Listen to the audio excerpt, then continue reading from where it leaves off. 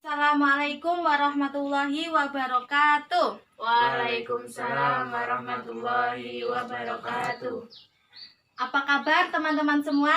Alhamdulillah baik. Alhamdulillah. Kali ini kita akan belajar mengenai hadis larangan berzina.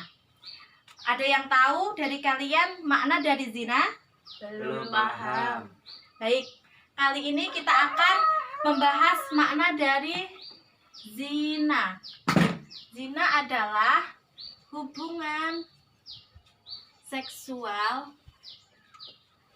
secara ilegal.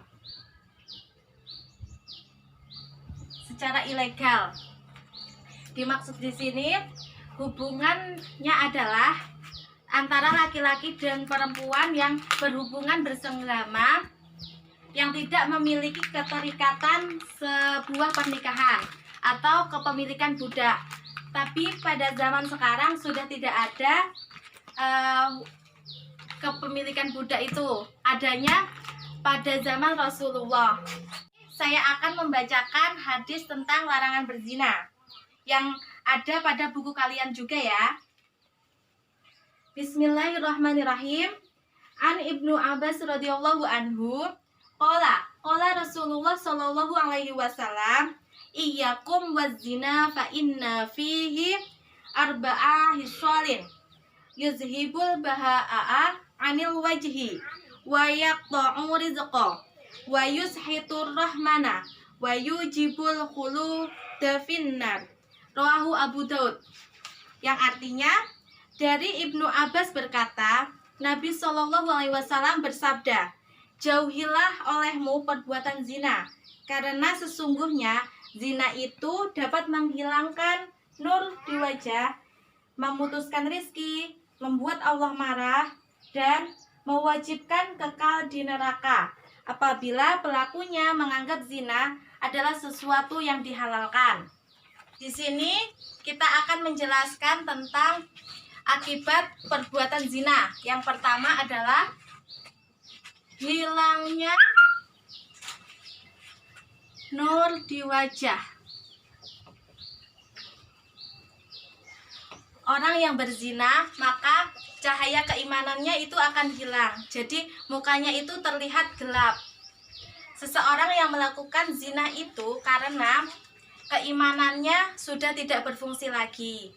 Nah, yang kedua adalah orang yang berzina akan terputus rizkinya.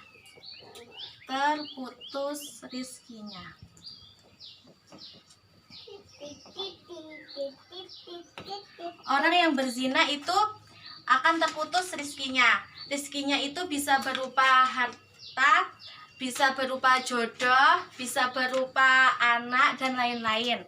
Ada pula orang yang berzina tetapi hartanya itu berlimpah. Contohnya saja, seseorang yang berprofesi sebagai pelacur. Seorang pelacur itu dapat memiliki uang yang banyak dalam waktu yang singkat. Tetapi hartanya itu, rizkinya itu tidak diberi keberkahan oleh Allah. Yang ketiga, Allah akan marah.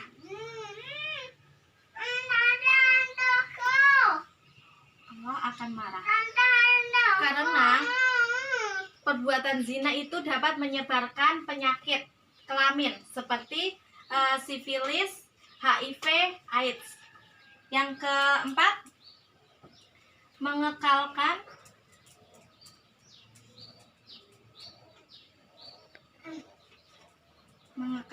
di neraka.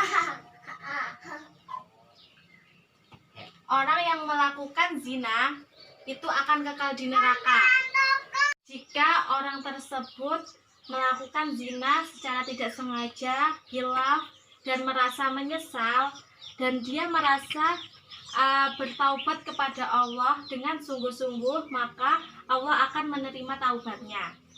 Ya, kita akan membacakan dalam surat Al-Isra ayat 32 menjelaskan, wala taqrabuz zina innahu kana fahishatan wa sa'a sabila, yang artinya Dan janganlah kamu mendekati zina. Sesungguhnya zina itu adalah suatu perbuatan yang keji dan sesuatu jalan yang buruk. Maka di sini kesimpulannya adalah bahwa seseorang itu tidak boleh melakukan zina. Begitu pula dengan mendekati zina juga itu tidak boleh ya. Sekian penjelasan dari saya. Apakah ada yang dipertanyakan? Ada.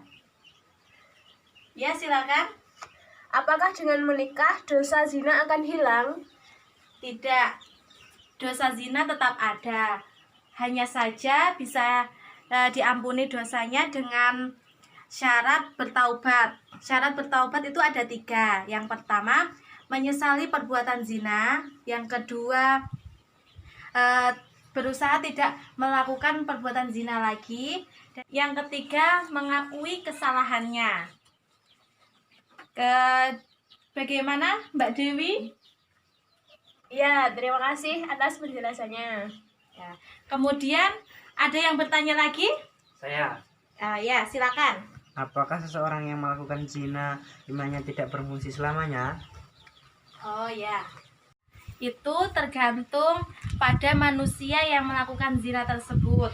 Jika orang tersebut melakukan zina itu, kemudian dia menyesali perbuatannya dan dia akan bertobat kepada Allah, maka insya Allah imannya akan berfungsi kembali.